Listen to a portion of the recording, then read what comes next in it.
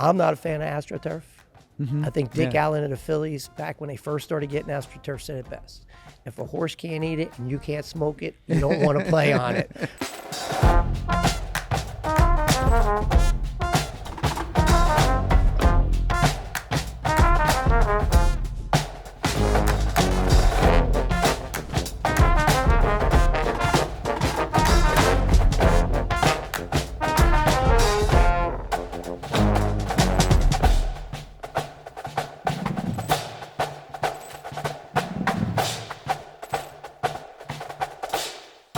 And welcome to this week's edition of the 941 Sports Zone podcast. I'm John Massoni here with my special guest tonight, Athletic Director of Venice High School, Pete Dombrowski. Pete, welcome to the 941 Sports Zone. Thanks for having me. I appreciate it. Now, Pete, traditionally, I always go over what we did last week so people don't forget that we got to make sure we talk about our guys from last week. And one name you'll know for sure, but the other one you may know as well. Bill Madden and Mike Lay were my guests last week. They've become my sort of go-to college football experts. And we did a little quarterly update on the college football scene, basically how Deion Sanders, Mr. Primetime, took all the air out of college football and landed it in Boulder, Colorado. So yeah, it was an interesting conversation. I've been out there in Boulder, and I think those people are really excited because it's been a while since I think McCarthy was the coach back in the day when they were really pretty good, and it kind of faded. And those people are really excited to have Deion. Another guy it's kind of funny, both guys that have been relatively successful, Deion in a very short window, were kind of famous and infamous as well in so many ways, because Bill McCartney had the Promise Keepers situation he was involved with and just had a different tenure altogether. And they did a 30 for 30 on how Colorado was as good as it was. And really, it hasn't had the same success since then, and Deion has sort of brought it back. Well, the two personalities were a lot different. I met McCarthy when I was coaching football at a coaching clinic, and he was dry. Yeah. He was like, just there. You wouldn't know him. Now, Deion shines. I mean, he's out there. You see Deion coming. Absolutely. So it's two different personalities. He's got the kids playing, which is, it changes, I believe, in decades with coaching. Mm-hmm. You say, hey, I've seen coaches who are a little older that don't relate to the athletes like they did. And Deion's got them playing well. It's a lot of fun watching them. Oh, that's the thing. And even, a win the other day against Arizona State, everybody was – that's a highlight game because he's making it that way. So every win, every loss is being documented and sort of being put out there in social media. So people are really about it. It's the bowl committees that excited you. Right. They want to see him at the 6. Yeah, they do. Get the 6 wins, and he'd be really happy. And then we talked a little bit about just the state of college football in regards to who's playing well right now and everything else. And a little bit of it shook out this week when Texas played Oklahoma, and then also and of course Oklahoma won in an upset. Kind of an upset. It's a rivalry game, a neutral site, but it was an upset. And then USC played really poorly against Arizona. So there's some things that there were teams that were kind of in that fringe area or actually inside the top 4 that got a little knocked down on that. So we'll see how it progresses as the year goes by. But best time of the year is in October, and college football season and high school football is cranked up. So we're right dead smack in the middle of it. I was a baseball guy all these years, and I couldn't wait for playoffs and World Series. And I keep forgetting, hey, the ball game's on, and I'll watch it for a couple of days and say, I'm going back to football. Save that thought. In our state segment, when we talk about the stuff around the state, we'll talk about the Rays sort of kind of falling back, and then we'll talk about baseball in particular. I know you're a baseball guy, where the playoffs stand and how some things are, like some teams that thought were going to be the guys are as we speak today. It's Monday night. As we tape our podcast, that they're not really holding up to what we everybody expected them to do. That happens in baseball. Yeah. All right. So we're going to to you what you know best, Pete, which is VHS athletics. And right now, I mean, we're at Venice High School. We're sort of in our fall season. You've got the football team, obviously a big part of what happens every week, especially when we got all these home games every week. Volleyball's doing their thing. We've got the other sports out there. So if you're going to take sort of a state of the union and take a look how things are, how do you feel things are as far as on the field performance? How do you think things are going at Venice High School right now? It's amazing. It's October next week. The volleyball team enters the districts. Right now, number 1 seed. So we're wrapping up the volleyball regular season. Thursday, I think, is their last game. For volleyball, and it just seems like we just started school the other day. So we're wrapping it up. Football's moving forward.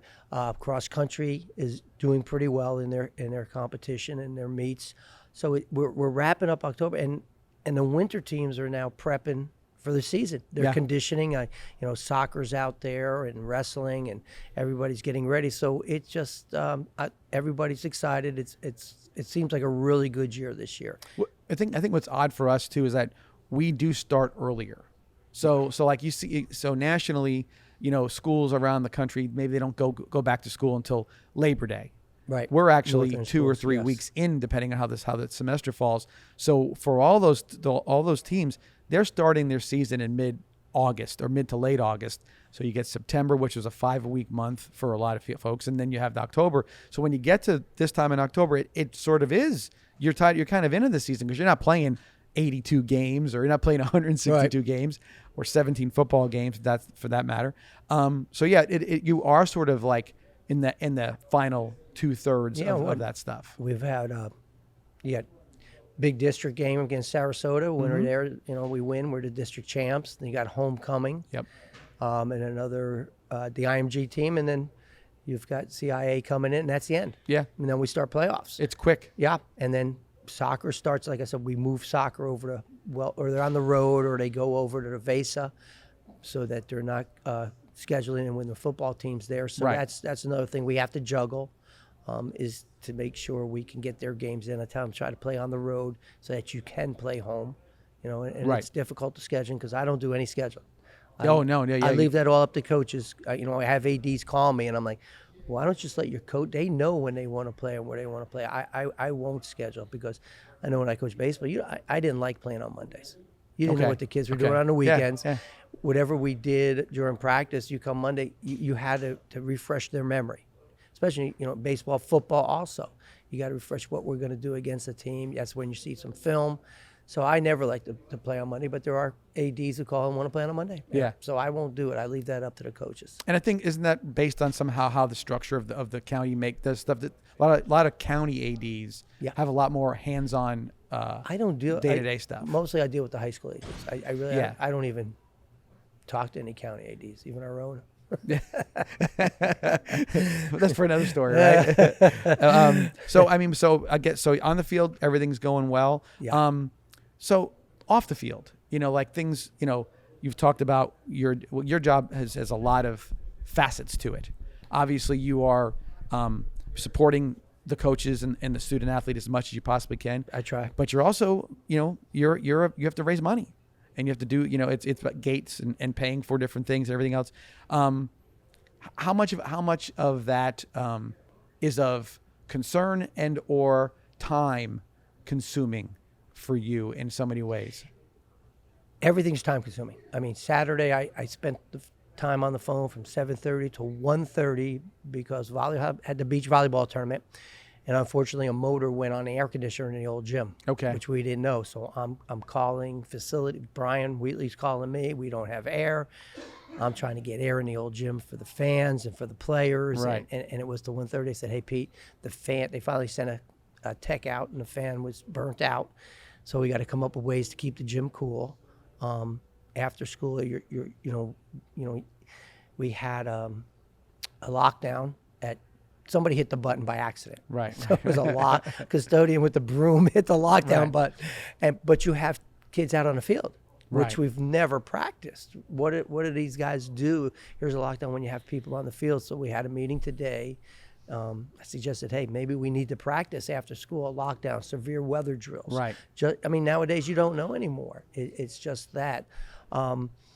Right now I'm trying to get Larry Shannon ready to take over, and he's cramming. I mean, I must have spent 8-10 years with Larry Sandberg, following around, understanding the whole situation, Friday nights, FHSA policies. So Larry, I'm going to be done at the end of the year as AD. Right. They've asked me to stay around, So, we're trying to get Larry caught up with what to do and how to do things. And like I said to Larry, you got to do it your way. I mean, you really have to do it your way. And, you're not Pete and I'm not Larry. Sure. So whatever, I wasn't, like Larry Sandberg did things differently. He was great because he really taught me how to be professional in a position. I mean, and it's nice because we get a lot of calls from other teams saying, you do it the right way. Like the Fort Myers officials, we had Florida West Coast. Right. And they came up and said, listen, we usually don't go this far. but we've been there for the playoffs, and you guys just do it the right way. I mean, we have a police officer escort them on and off the field. We try to make it like a college atmosphere and do the right thing. So it gets busy. And then now with the stadium rebuild, I don't know how much I'll be involved. They're asking me to help out and do things, and there's a lot of ideas I have that I felt we need. I mean, those concession stands need to go. Yeah. It's like going back to the future. They were built in the 50s. Yeah, it's like Back to the Future. My suggestion, I don't know if you ever at Manatee in the end zone, they have their concession stand. If you put, if you're facing the field to the left, you put the football concession stand. Maybe to the right, you put the band concession stand and have it right there. More stands. You definitely need more stands. Our track gets ruined. Yes. People walk on the track, spill soda on the track. It just gets ruined and faded because of the traffic. So if we could put, not to expand the stadium, but to get the people on the track into the seats, because it's tough for us having control over the crowd. I mean, security-wise. You have no other place like Venice High School. Because if you go to any other place, there's a fence that keeps you in the stands. You're supposed to. The fence is supposed to be on the outside of the track, right? Not inside. No, I don't know who set that up. That's been there forever, though. Yeah, everybody stood.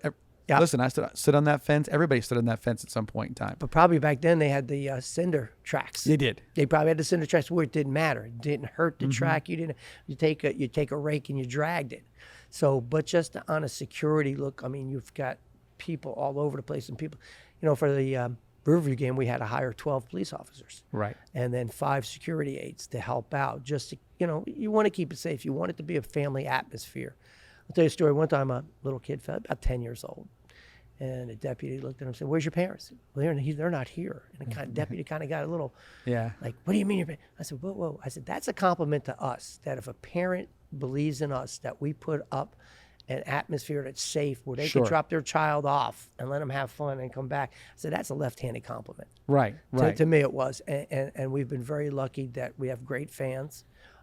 Even the visitor fans, I mean, it gets a little rough sometimes. Sure. And, you got to scramble, but you enjoy putting out those little fires so the big ones don't start, So you're leading me into one of my next questions. There is a redo. There is a remodel happening to Venice High School's football stadium. With a lot of little different ideas, a lot of things that will stay, a lot of things will be sort of worked around.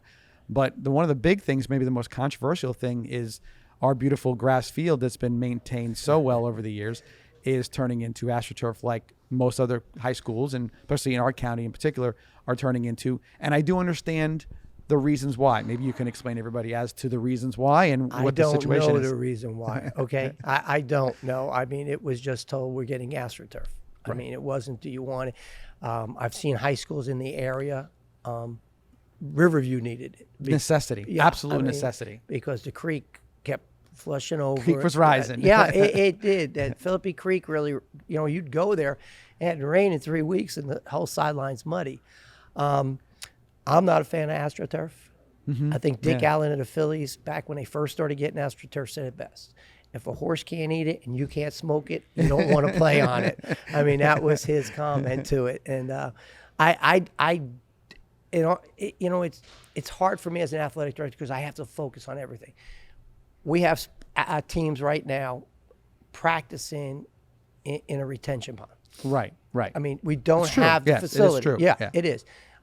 You get the AstroTurf, you don't have, people can practice. You can have soccer there. They don't have to do the away games. We have lacrosse. After Aaron Rodgers got hurt, it just hit everywhere. There was let's call the school board. Let's keep the grass. Right. Danny Kozel makes that grass look like AstroTurf. Yep. Danny is not a young pup anymore. It's like him and I are like Lone Ranger and Tonto. We're riding out of town right now. And I don't know if anybody would put the heart and soul into that field as Danny has. Right, I mean, right. People think it's turf when they walk on it. Listen, everywhere we've gone, and we've gone a lot of places since I'm going to go back to 99. Okay. There's never been a field that looks like our field. It does look fake. And I've had people in the media. I've had people, the coaches that haven't been here before, and they're saying, "That's your field." And that's grass? I'm like, yeah, it's grass. It's immaculate. Really is immaculate. It is. But then you look at the school board's point of view is the fertilizing, expensive fertilizing Right. and the upkeep and all that. So it's 6 of one, 6 of the other. But we're moving into the times where people are going with turf. I mean, I think Naples was one of the first ones. When they got it, I looked into it because the Miami Dolphins backed them to get the turf. Right. Well, we were in the Right. area when I talked to the turf guy of Tampa Bay, which at the time they weren't subsidizing schools to get the turf. So it's hard to say. I mean, I'm a grass guy, I guess, because we're old. Will it help other teams having a turf? It will look pretty. Yeah. Yeah. I know Coach Peacock has got some great ideas on getting the better turf where it'll be good. I went up to Manatee High School. We haven't played up there yet, but I've talked to the AD down in Charlotte, and Tom said, Pete, go up and look at it. We did. They have corn husks Okay. on the turf, and it's beautiful. It's not slippery. It's, and that's the thing right now. I mean, it started out with tires, Yeah. and then that caused cancer. Then it went to cedar, right? Well, and then with Miami Northwestern, they have that Nike rubber from old sneakers. Right. Right. So there's different, I mean, my concern, I mean, we get the CFOG. We're on we're right there. Sure. We're in the island. We're on an island. Yeah. Yeah. And you get the CFOG. Will that cause slipperiness? Do they need to get special cleats? Now, is that going to cost more money? Because we have this for this type. And when it rains, we need a different type, like a sneaker type. Right. So, it's, I like the grass. I don't think, like I said, with our groundskeeper and how long he stays, I don't know if somebody else would come in and do that job. And if you wait, he goes in 3 years, and all of a sudden it comes in and the field looks terrible. Right. Two You're not games getting in. turf. Right. Yeah. Because they'll even say this to you. We are very prone to rain for the first half of the season, deluges from that matter. You get a field that's a little sloppy, which has happened many times. You're going to tear it up pretty quickly. Not Venice High School grass. I think 1 year, was it last year, 2 years, it rained and it puddled up Yes. on the home side, which I've never seen before. Yeah. But, that happens. But then also have to understand, our sprinkler system's not good. It's probably been there since Jim Powell. Yeah, I'll it's be been a honest long with you. time, yeah. The pump house.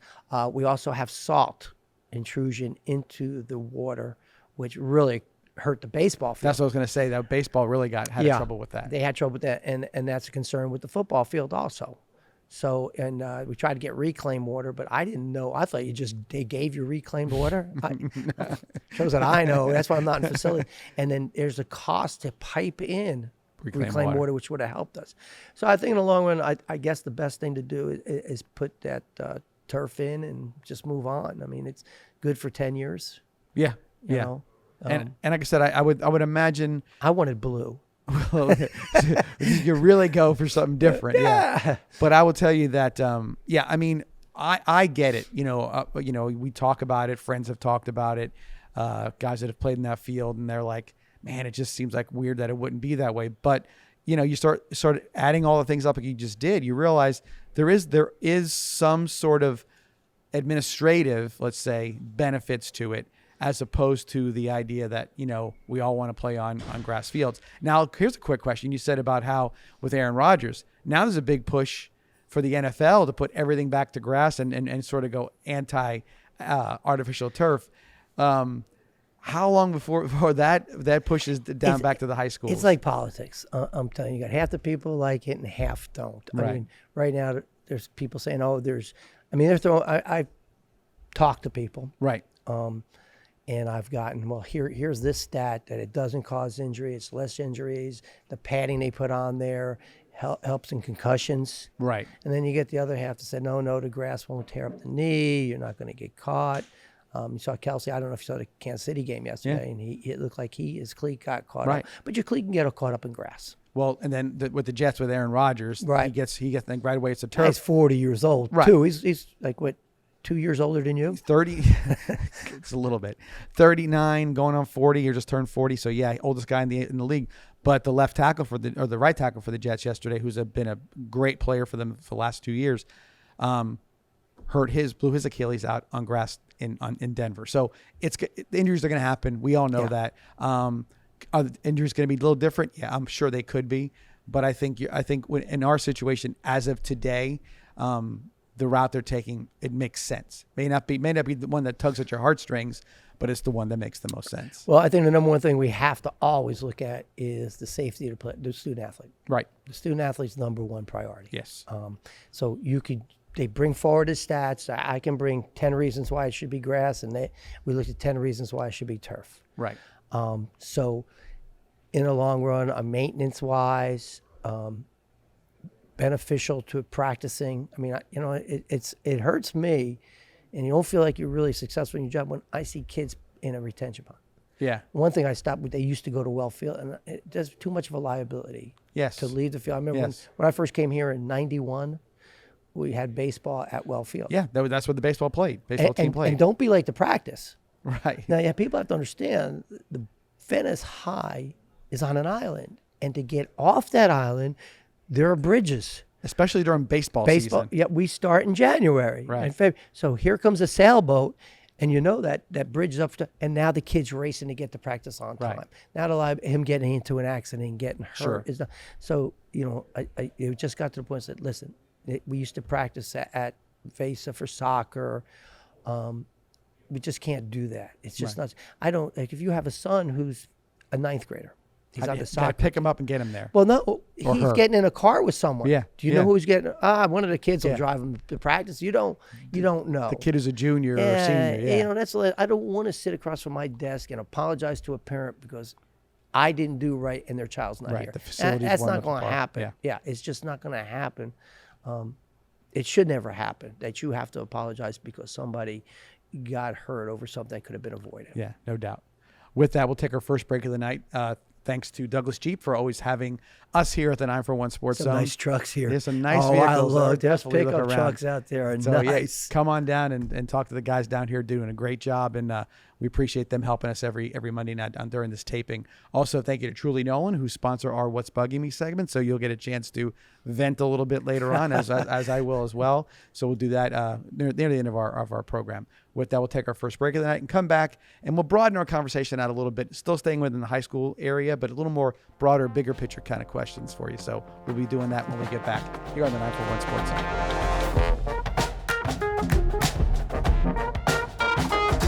What does Douglas Jeep Chrysler Dodge Ram and Venice High football have in common? The perfect team and the perfect lineup. Douglas Jeep Chrysler Dodge Ram will always go the extra yard, so you can score big with the area's best selection and savings. So if you're looking for a championship vehicle lineup, And a dealership that tackles the competition. visit Douglas Jeep Chrysler Dodge Ram in Venice. And if you're looking for a championship football lineup, check out the Venice High football team. Who supports Venice High football? Douglas does.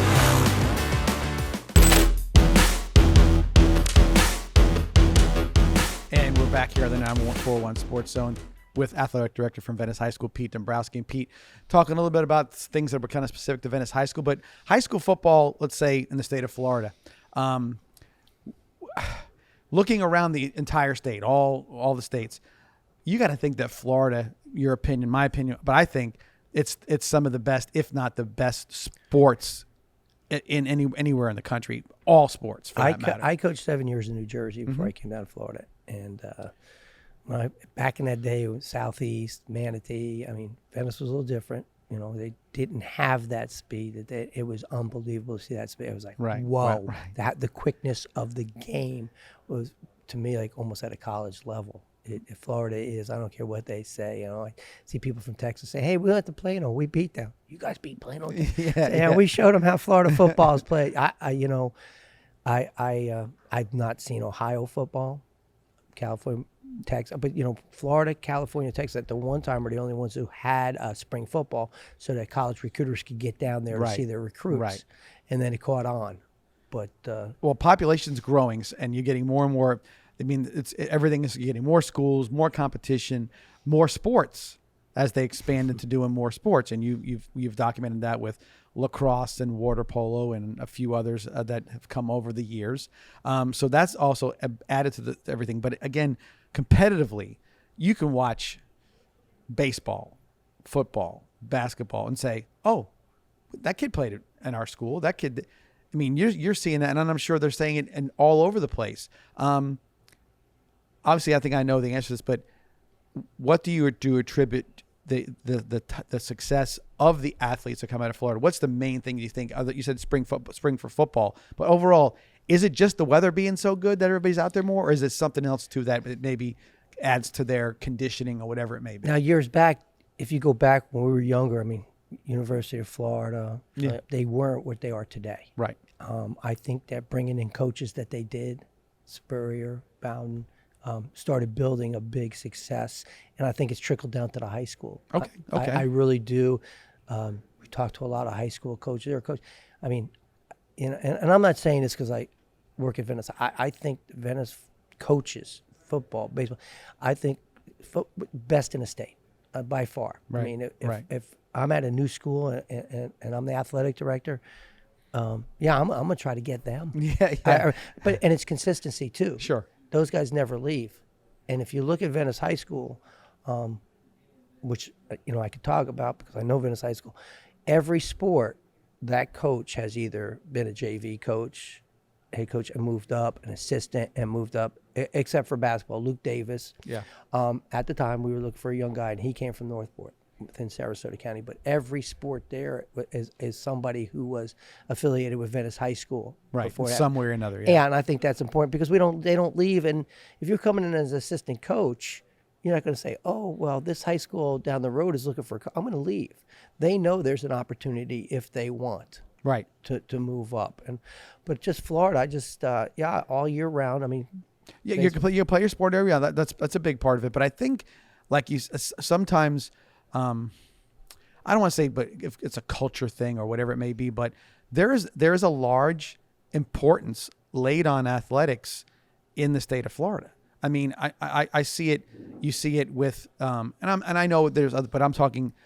You see it really, really in depth. You see it with softball and baseball, with the AAU programs and everything else. You see there seems to be a very young push to putting kids into sports in Florida, maybe more than I can remember where I came from or other things are happening. I visit around, I see different friends and everything. Oh, it's this, but it doesn't seem to have the same level of importance, if that you want. I can't give a better word, but of importance to how it feels in Florida. Like everybody is very, very intensely involved. When in your sports. colleges win, I mean, let's go Bucks, Super Bowl champs. Right. Colleges, Florida State, Florida, Miami, even USF is building, and UCF is. Yeah. Once they start winning, it's a trickle down effect. Sure. It comes to the high school. You go down to Pop Warner, Little Leagues. Those kids come to the game. It just trickles down. They want to be part of that, and I think that's the big part. Coming from New Jersey, what really, really shocked me. I came down and people are wearing college gear.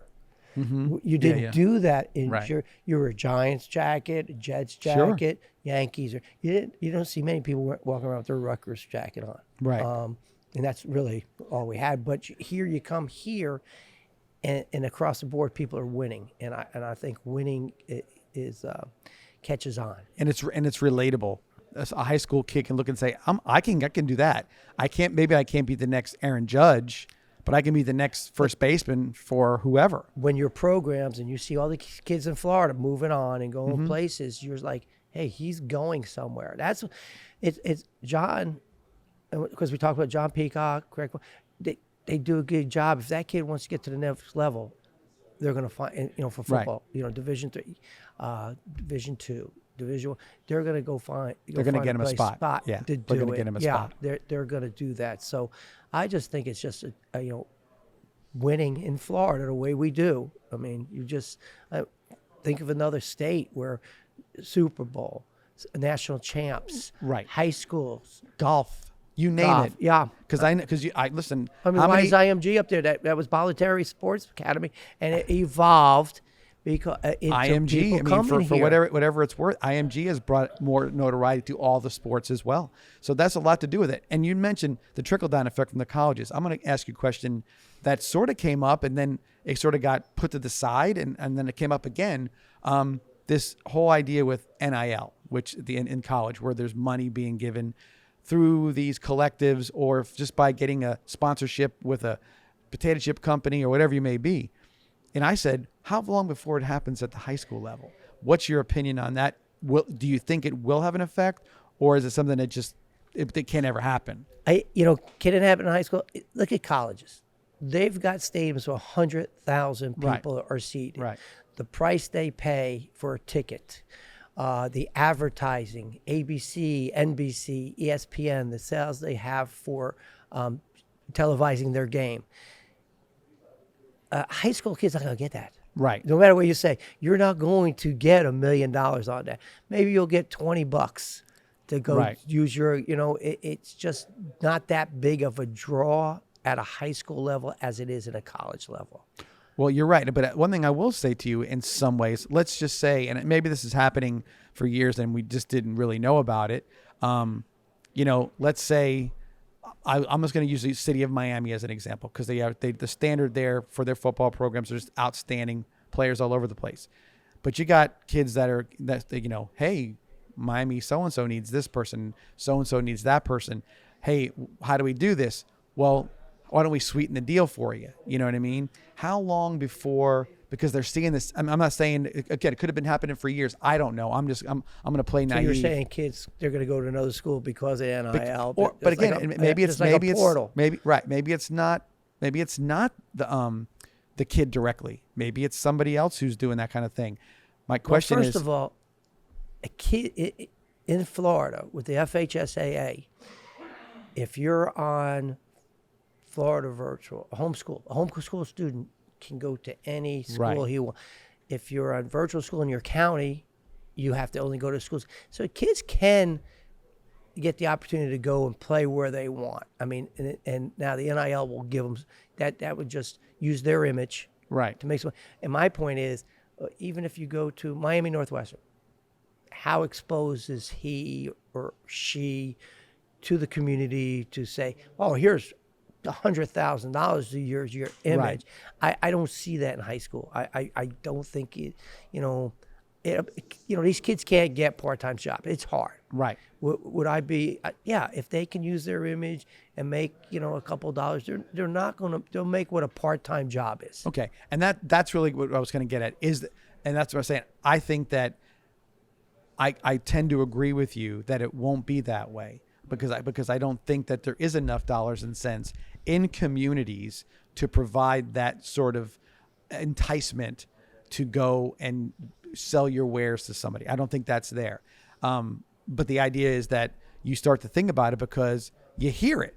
People start saying, how long before that kid here or that kid there might want to, and I'm like, it doesn't exist because I shouldn't say it doesn't. It could be somebody who might think it's out there, but I don't think it's out there to the magnitude that the college level would be. I don't think it's out there even for a tiny bit, because what would be to go and have to go upset everything in your life to somehow get a like I said, a part-time job somewhere. It doesn't make any sense. No, it doesn't.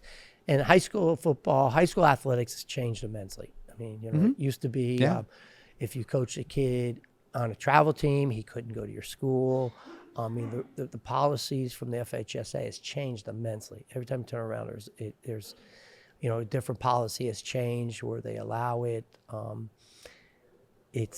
lot of times I think that when they change policy as far as freedom of movement is concerned and everything else, I think they're just avoiding the inevitable lawsuit that would come out of it. That's what it is. It's the lawsuit. It's how do you stop this child from being able to go? Right. It started with No Child Left Behind. Right. Okay, so if your school's an F school, you can go to another school. Well, my kid's in a D school. Oh, he can go to another school. Well, my kid's in a C. So it started with school choice, and we all, that's how it started. People were able to send their child to another school.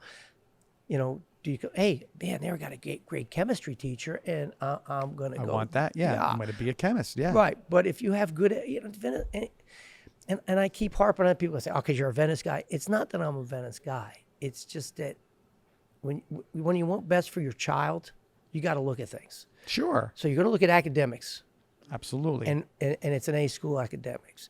Not just athletics, the band, the court. The band's going to London. Right. That's true. It's for a little school in a little community where what's the average age? 75? Easily. It's people say to me, well, how do you guys do it? It's just. Again, you just do it the right way. and you figure out, and people can start to see that. I mean, it's just, and again, there's a lot of things that can help out in so many ways as far as being on TV or being highly ranked or any of those different things, and not just from one sport, all the sports, because therein lies say, oh, well, it's just one thing. No, when they're all doing well, they're all good. They said, this is a successcin culture. People will say, success breeds success, but it's the truth. It is. It really does do that. I'm in my 14th year as athletic director, and the teams have won since I've been at the 14 state championships. Right. And usually it goes in a cycle. 5 years you're on top, and then it's down.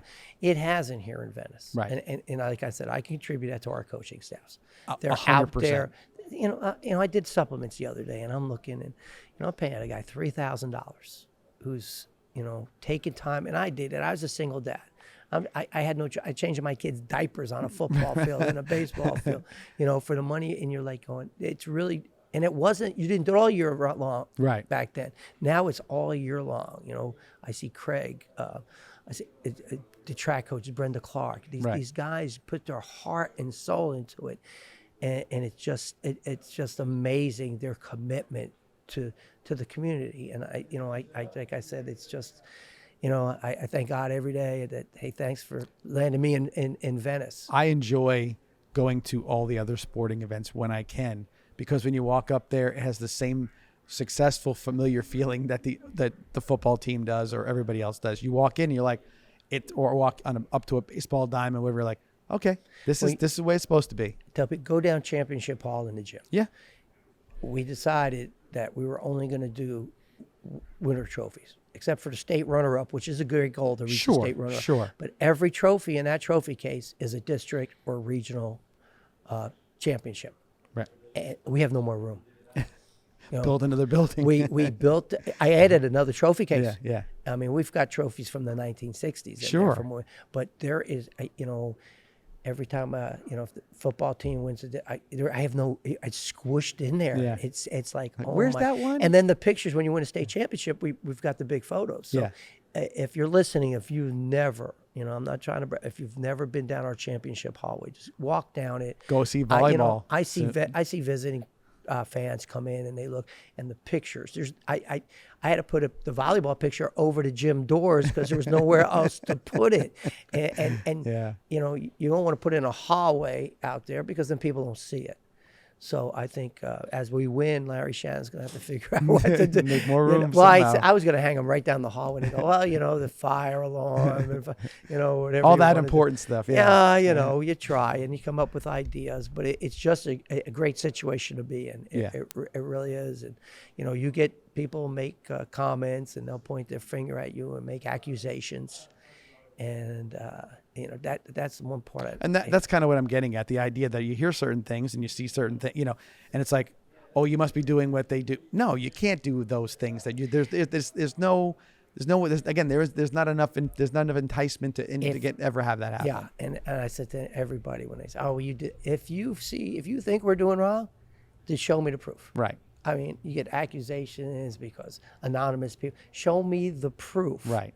And that coach will become. You don't have you proof. There's no, because we have the same deck of cards that everybody else does. Right. You have school choice, you have athletic choice, and so there's nothing. We're not doing anything different than anybody else, but being successful. It's like everybody hates the Yankees. Why they won? Everybody hates New England Patriots. Why? Because they won. Right. So it's down at the high school. People aren't Same thing. Venice fans Right. because you win. Right. And I think we win with class. I think our coaches push that. I think they instill in it. And not at the high school. I just want Little League, Pop Warner, those guys down there.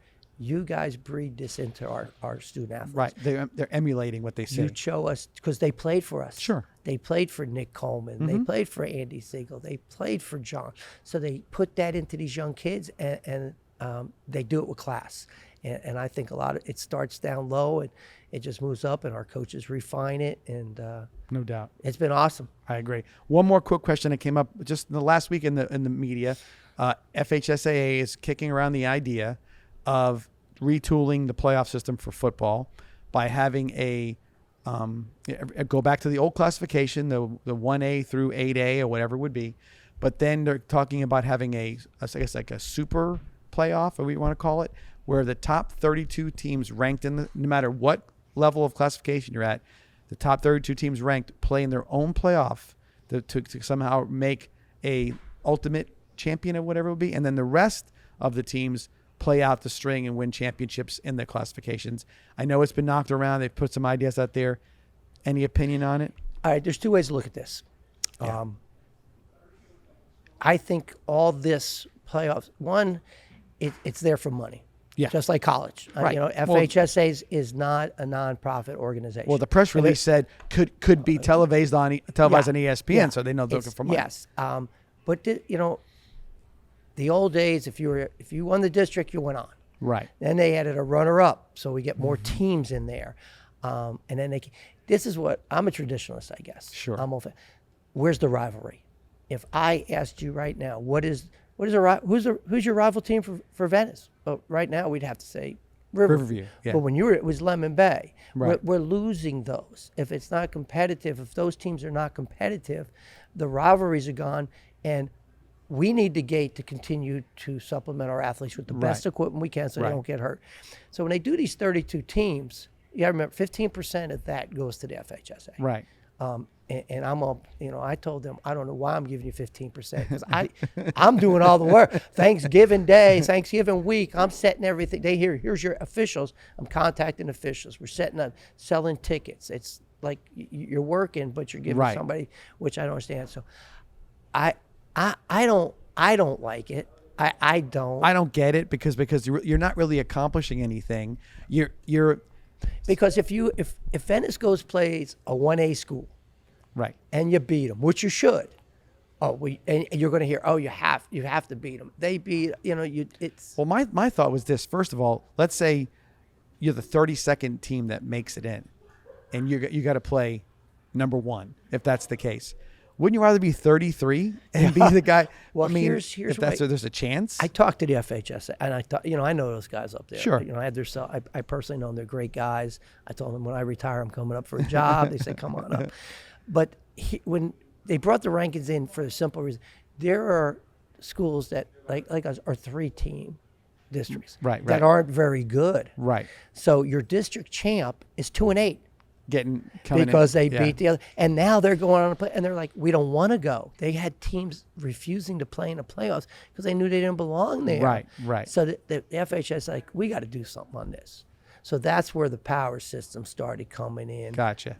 Then you went metro and suburban, right? Because they have more to pick from. Sure. Then instead of really, I was like, let's say St. Thomas, my thing is okay.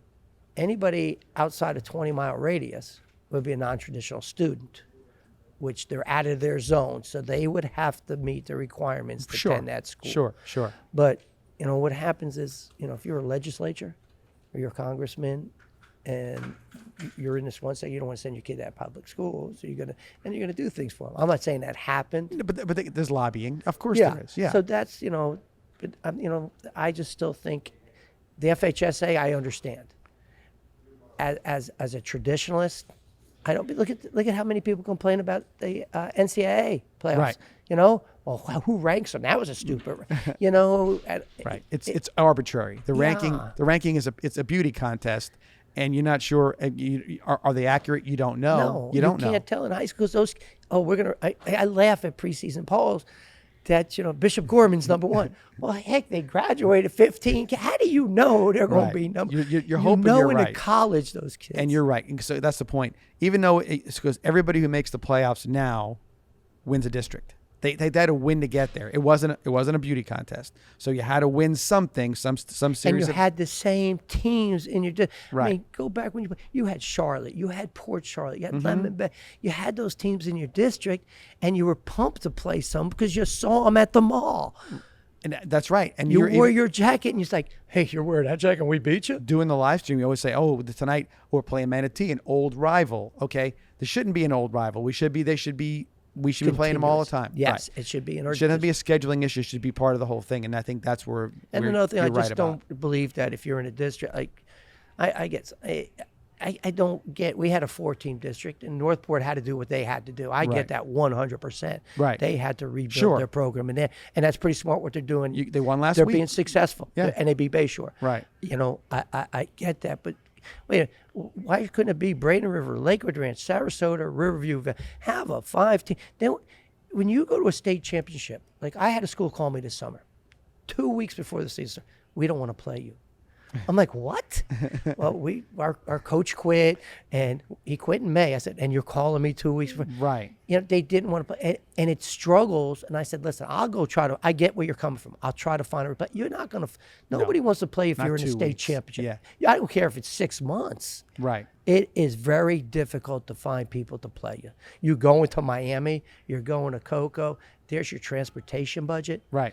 If you have 16 districts, then you're There's only half looking, your schedule. You're looking for Right. 5 more games. It's Right. a lot Makes it easier. easier than it is. I don't get it. I mean, there's no reason like this new parish high school. Yeah. It Parish puts- community. Yeah.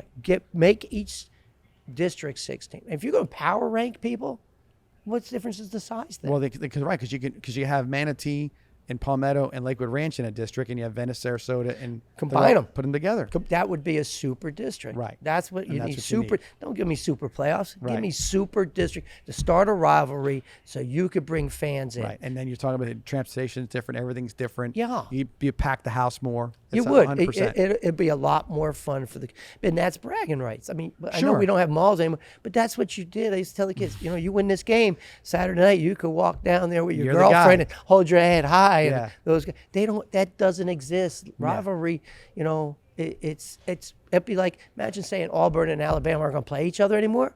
No, that's right. Yeah. Well, you're looking at it in college football. We get into that. It's going to be a whole other thing. But you are starting to lose some rivalries when these conferences are now becoming so big that they're getting out of that. It's sad, and I hate to say this. I just think that money's dominating our sports. Oh, that's 2 weeks worth of shows on that for sure. Not at the pro level. Yes. Who's going to pay the most to go instead of, hey, I want to be with that team. Right. There's not many who stay with the team. Joey Votto, he's probably the only guy I know that's. And I heard him on Dan Patrick the other day. He said he wants to finish his career in Cincinnati. Yeah, if he he's can. I met him once, and he told me he would have. He was younger then, but he still had 5 years left on his contract, and he's like, "Oh, I'd go play for the Yankees, or I'd go to." He's from Toronto to play there, but yeah, you want that? No, guys don't do that anymore since free agent. You don't see somebody last time. Derek Jeter. Yeah, Richards. that's probably about it. Yeah, that I can remember. Yeah.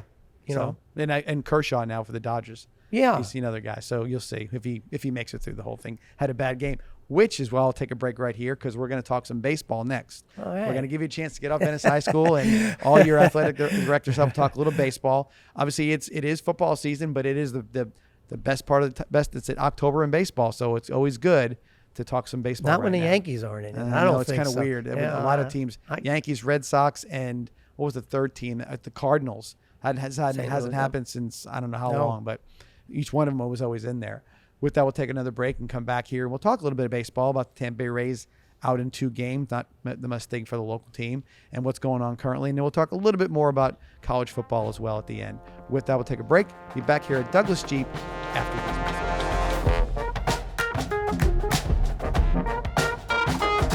What does Douglas Jeep Chrysler Dodge Ram and Venice High football have in common? The perfect team and the perfect lineup. Douglas Jeep Chrysler Dodge Ram will always go the extra yard, so you can score big with the area's best selection and savings. So if you're looking for a championship vehicle lineup, And the dealership that tackles the competition. visit Douglas Jeep Chrysler Dodge Ram in Venice, And if you're looking for a championship football lineup, check out the Venice High football team.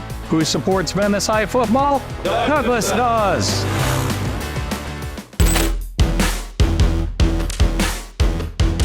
And we're back here on the 941 Sports Zone with Pete Dombrowski, athletic director from Venice High School. And Pete, baseball.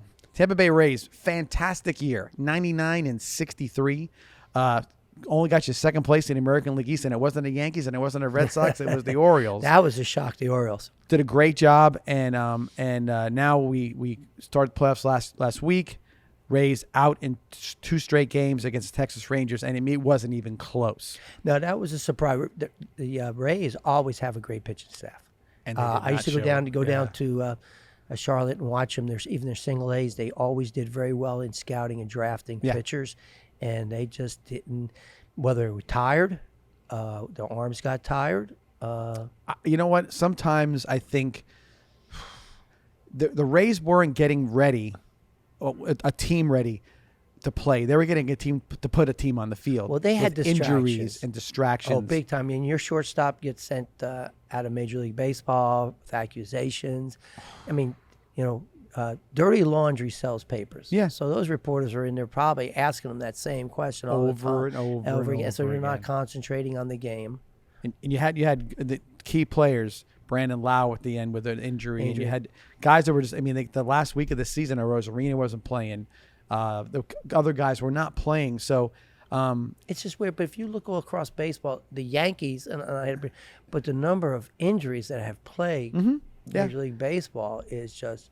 I would tell you that from a pitching perspective, not to get too into that in the weeds with that, I think it's too much pitching at a young age, throwing breaking balls, all that different stuff that they're doing, and they can say they're not. They're keeping an eye on things. But go back and look at Steve Carlton or Tom Seaver or Nolan Ryan. These guys, you went 9 innings. Garrett Cole, I think, is the only guy that goes into the ninth and gets mad if you take him out. Right. Now these guys, we're going to go 5 innings, and as a kid, I don't remember such a thing as a middle reliever. No, it didn't exist. Tony La Russa is one who messed all that stuff up. They'd go, and then you'd have the 9th inning, you'd have a Sparky Lyle come in. Goose Gossage. Or Kent Kovey remember with the Pittsburgh Pirates. The guy who started all that stuff, who was the fight to call him the fireman. They put the guy fireman of the year was a guy named Mike Marshall. Mike Marshall, yeah. For the Dodgers? He had his doctor's in kinesiology, and he was with the Dodgers. And it could be. You're starting. Again, I think it's money. Yeah. You see guys signing a contract for 10 years for $250 million. Well, you watch what they're looking for. They want a guy who can have a breaking ball that snaps across the plate and throw 102 miles an hour. But they're grabbing pitchers in colder weather where they're not. Florida kids all year long. Yeah.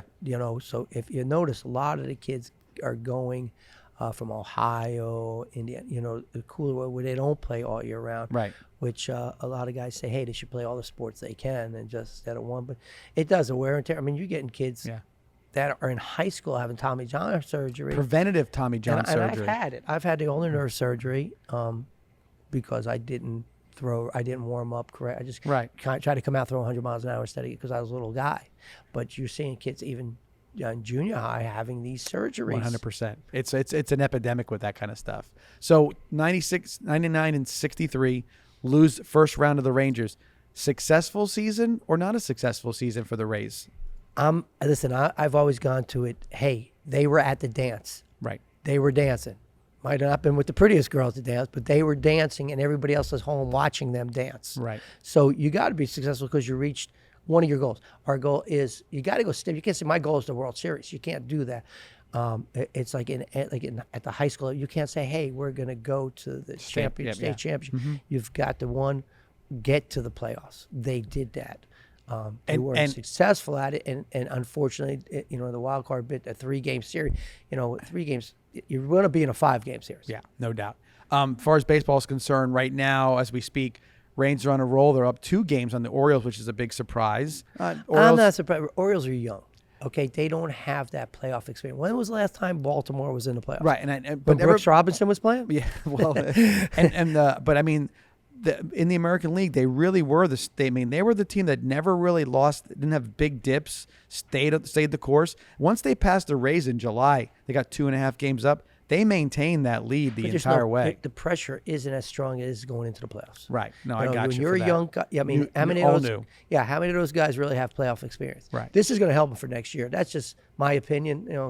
Oriole fans, please don't email me. Right? But and the Rangers, they have some pitching. No doubt. Twins and Astros are tied at 1-1. How many people watch the Twins? Well, that's this. I'm heading towards. I'm leading towards something. When what's bugging me, I'm going to get right to you with that. And then the Dodgers and the Braves, the 2 big dogs right now in the NL, are both down 1-0 to who the Braves are playing the Phillies. Dodgers are playing the Diamondbacks, which is interesting because they're both division rivals. So that gives a little familiarity to the whole thing. But baseball in particular, you do you? I mean, Rangers are good. Are they a draw? Do you want the Astros to make it because they're sort of a team? Do the Dodgers and Braves get eliminated and they lose those big draws? I mean, Major League Baseball's looking at some things right now, saying, "Yeesh, what are we going to do here? Is there going to be a draw for all this stuff?" I think right now the team that's going to the Phillies. Yeah, Bruce Harper. I mean, people just want to watch. He can hit. He can hit. He can. The Braves too. Yeah, They've got some Braves guys have got some names attached to them as well. Attach it. So, I don't know out of the American League who really gets you excited. I mean, you said about there's some names in the Rangers, but I would probably say that the Astros bring that, and people don't like the Astros. That's it. They don't like them. I think the better teams are the Dodgers, Braves, and the Phillies. Mm-hmm. I really but think. only one comes out. Only of that. one comes out. It would be, imagine a series of Phillies, Dodgers, East and West Coast, or the Phillies and the Braves down 95. But there's no one in the American League that I think would. No, all the teams in the American League didn't have a big. They're big okay. Flair Yeah, to them. I thought they had a good season. I'm not taking it away. They're in the playoffs. You at the end, you're like, oh, they're still in it. And that's why I think everybody's turning on. When these games are going on Saturday, everybody's watching football. Yeah, no doubt. It'd be interesting to see what the ratings are. College football, since we're talking about that right now, this weekend, good weekend for college football. I put a few things down real fast. You got Rutgers on there? No. Oh. USC had a close call against Arizona. It seems like they got a great quarterback, might win the Heisman Trophy again, but that's all they've got. Late game on Saturday night, tried like heck to stay up, and I couldn't do it, but it was a good game. Texas, Oklahoma, the Red River rivalry, and Oklahoma comes and wins late in the game, a really good game. But the game we're talking about the most, I think everybody's talking about, is the Miami Hurricanes against the Georgia Tech Yellow Jackets. I can't remember. Yeah, I've had a lot of Miami fans go, what was that coach thinking? Yeah. I just think this was the weekend where Hurricanes fizzled out. Yeah, you're absolutely right. And Friday night and Saturday. And so what happens is, you're absolutely right, where they, and here's the thing I found out today, listening to the radio and listening to some sports stuff. So Mario Cristobal was the head coach at Oregon before he came to Miami. He also was at FIU and didn't really. I didn't know that. Yeah, he was not very good. He ended up getting let go from there. And so what happened with, if anybody you don't know about it, what happened was Miami had the ball. Georgia Tech had no more timeouts. The way the clock was, there might have been a few seconds left if they didn't, if they took a knee, but they weren't quite. It was iffy, how things they spot the ball or whatever. And so Cristobal was like, run it. And he could have taken a knee and pretty much got down to 1 second or maybe nothing at all, to the point that he ran it once or twice. And then by the time they got to the last time, if he took a knee, it would have run the clock out. They ran enough time off. But he said run it again, and fumble happens. Now Georgia Tech picks the ball up. It's not a given that they're going to score. They're still a good portion away with 20-something seconds. And they end up scoring the touchdown and winning the game when the coach, all they had to do was take a knee. Well, that's funny because it takes me back to Joe Pisarcik and Larry Zonka against the Philadelphia Eagles. Absolutely. All they had to do was the take miracle a in knee. Meadowlands. But you know what? You don't know. You have an offensive coordinator. You don't know on there where the plays are coming. Of course, you're the head coach and you're making that money and you sign you're going to take the heat. But that you're right. That's simple coaching. Take a knee and end it. He took the heat and he said we could have called timeout and reevaluated and then done what we need to do, which is right. But there was no excuses there at all. The thing is, I guess when he was at Oregon a few years ago, he did the same thing and lost the game the same way against Stanford. So he's got a propensity for this. And somebody said, a guy who was undefeated, kind of riding the high after going into his second year, that's going to stay with you forever. Oh, yeah, that'll haunt you. Because anytime you make a dumb mistake, because you're going to make a bad decision here and there, a next one is going to get heightened the last one, and it'll keep going. Well, your fans won't let it go. I mean, Miami fans had big. I was talking to, we have a math teacher at school, and Tara said, I can't believe it. I can't believe that happened. Yeah. I can't believe he did that. No, I mean, I couldn't imagine watching a game and watching it happen in a touchdown. You're almost asking for that. And so I don't think, and maybe it's bravado. Maybe it's like, hey, we're good at how could this possibly go wrong? But it happened. That's called being cocky. And it happened twice. It could sometimes being called cocky.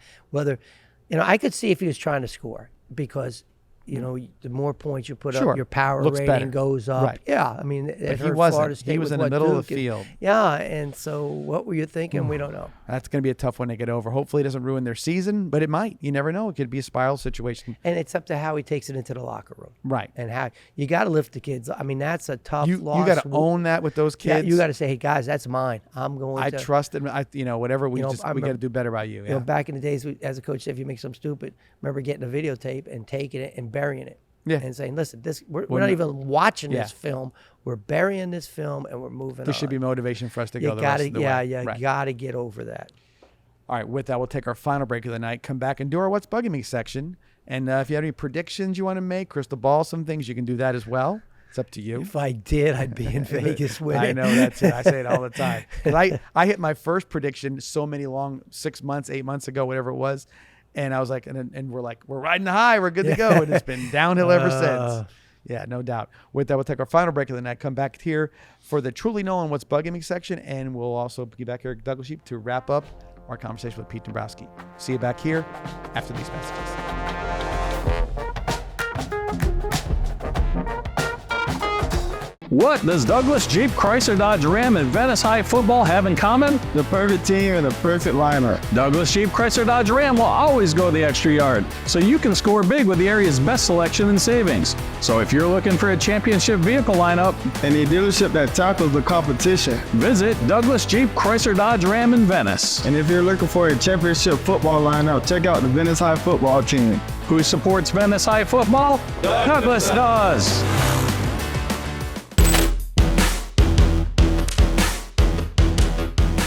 And welcome back to the 941 Sports Zone. And Pete, some people love it, some people don't. But, you get a chance now to say what's bugging you about anything particular. Could be today something bugging you, traffic light bugging I'm getting you. off the for it. high school sports. Truly knowing. All right, I'm tired of the emails, text messages about high school sports, and it just. But you know what bugs me? One, I'd like to know. We put that clock in for Major League Baseball. Mm-hmm. I'd like to know, have the errors gone down? Because the quicker, I remember when I played, the guy who pitched slow, you're all looking around and all. Sure. So I'd like, has anybody come up with all these stats in the world? I've yet to see one if the speed of play has cut down on the errors in the field because they're ready I to think play. it's an easy thing to do. You push a button. How many errors this year compared to I last haven't year? seen You that. might be able to see it. But the biggest thing that bugs me, when Mm-hmm. I see a quarterback throw a ball and a receiver can't catch it and it goes into the defensive back's hand and that's an it wasn't an interception. He did not throw the ball.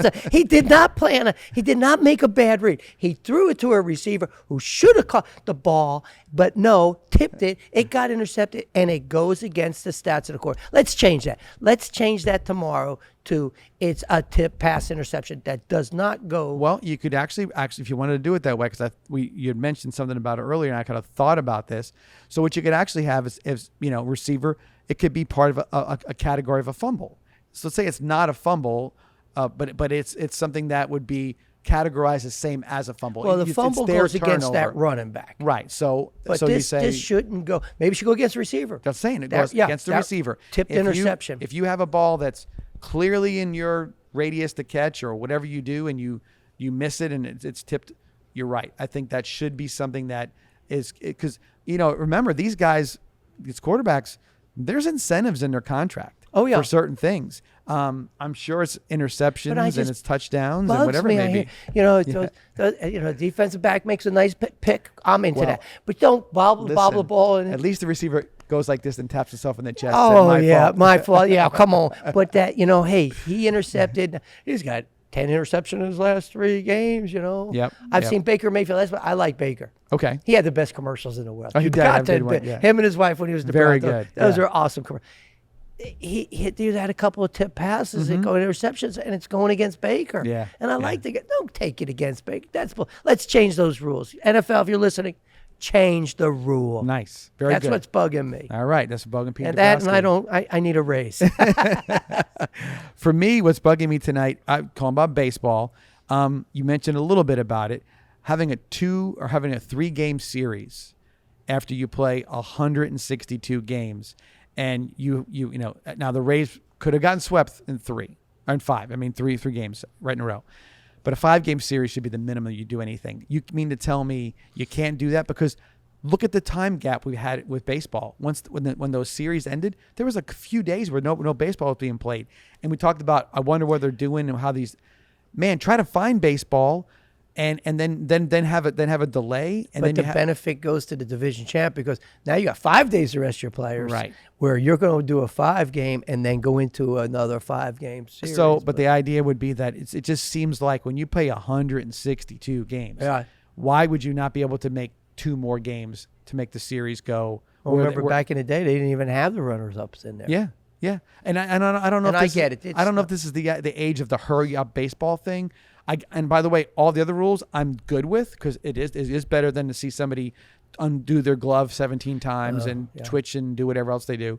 In this case, I think that if there was a rush to get to the next division series or whatever, I think that's a mistake because I think you need to have the reward for staying with it and sticking with it for the 162 games and getting there shouldn't be that you played 2 games and you're done and that's the end of your season, especially the way baseball is set up. If that's the case, then have less teams in the playoffs. Then if that's going to be the issue, I just didn't like it. I think it bothered me, and I follow. And they don't baseball. get a big break. You know, if you're going to that 3-game series, I think after the season ends, you get a day off, and then you get your travel day. Right. Boom. And then people are complaining, like saying, "Well, the Rays had no attendance at 3:00 on a Wednesday." Yeah. I know. You said, "Oh, well, we'd all get off work if we had to."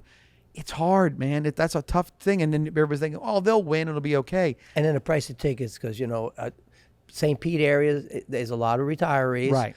But the price of tickets, it goes up in the playoffs, and people can't afford it. And I think that's one of the reasons, too. But it was almost like you played the local theater, and you're going to have your one shot at Carnegie Hall. That's TV. And you look around, and you're like, that's it? I got 10 minutes? Yeah. I didn't get the full show, and it just seemed like it was a tough situation. So that was bugging me. Any prediction you want to make for the next little bit coming up here? Anything in particular?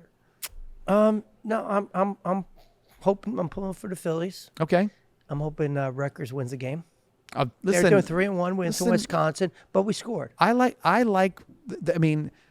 This seems like a rebuild is good. Like you look at USF, I think this rebuild at USF is good as well. You can sort of see the competitiveness rising, and that's part one to getting a program out of the doldrums. Well, what's bugging me is that Greg Schiano has not been to Florida to do some heavy recruiting. When in his heyday, when he won, if you looked at the roster, 50% of those players were from Florida. Right. Well, he'll get his act together, I'm sure. Who knows how bad the culture was there? And my prediction is Joey Votto signs one more year. Cincinnati? With Cincinnati, not for $20 million. No. Or 20. Yeah, it's the option of 20. I think Joey will sign. He'll take a cut. He was on Dan Patrick, and he said he would give them a hometown discount. Well, he needs to come back to Venice, and when he was working out hitting here, he hit real well. Huh? So, I'm not trying to take any credit. What we say, success breeds success? Hey, Joey, come back to Venice. I'll work with you. Success. Lots of success. My prediction, I've kind of kicked it around here and there, thinking some things, whatever. I'm going to make a prediction. Bill Belichick will not be the coach of the Patriots next year. I think you'll be right on that.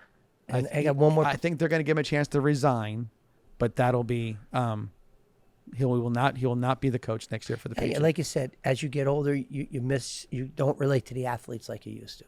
Right. I'm also going to predict that Venice beats Sarasota Friday night, win the district champ for. Okay. How many in a row? I can't even remember how many district champs in a row. I want to say it is.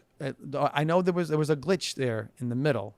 We had one where we didn't win, that we had to come in as a, but I'll double check that. But I think right now it's at 6, 5 or 6. I thought maybe 10 or so. I know we did have it seems like we're always in the playoffs. One glitch, one glitch in there somewhere. So, but again, unprecedented at this point to go that deep in that many districts. So congratulations to Coach Peacock and the staff there too. Yeah, they're and doing yourself. a great job. No Not doubt. me. All I do is order the bus. They won't let me wear headphones. Well, sometimes wearing headphones can be a little bit of a headache some as well. So. Yeah. Well, Pete, thank you for being here. This is it. You could have Larry Shannon here next year. Well, let's see. You got a long way to go before we have to. You'll be back here again. Don't worry about that. We'll have you back here again. But yeah, Larry will have a seat here. at some point in time. I told him the first thing I'm going to do May 28th, my last day, is block his phone number from my. I'm no Larry. I'm blocking you. I don't know where you are. I don't know who you are. I'm blocking. I know where I'll be. I'm going to go to Vegas. I'm you going to go. take a little break out there. Yahoo! Yep. no Yeah, doubt. I'm waiting for them to get. I want to go to a football game out there. I want to see that stadium. I heard It's beautiful. I went by when they're. I mean, you have too, but I haven't seen it, been yeah. inside yet. No, wanna I do haven't that. either. That and the Sphere now. That looks like Oh, something somebody cool. sent me a tape of the U2 at the Yeah. Sphere, and then Major League Baseball, Oakland A's or the Vegas A's. So it's gonna be. It's a poppin' place. Other Yeah. than more things to do than before, for sure. Yeah, Again, but thanks for being here. Oh, thanks for I'll having see you me. I on appreciate Friday night. you sure will. With that, we thank you guys for watching the podcast today, the 941 Sports Zone. We'll see you here next time from Douglas G. Thank you for watching.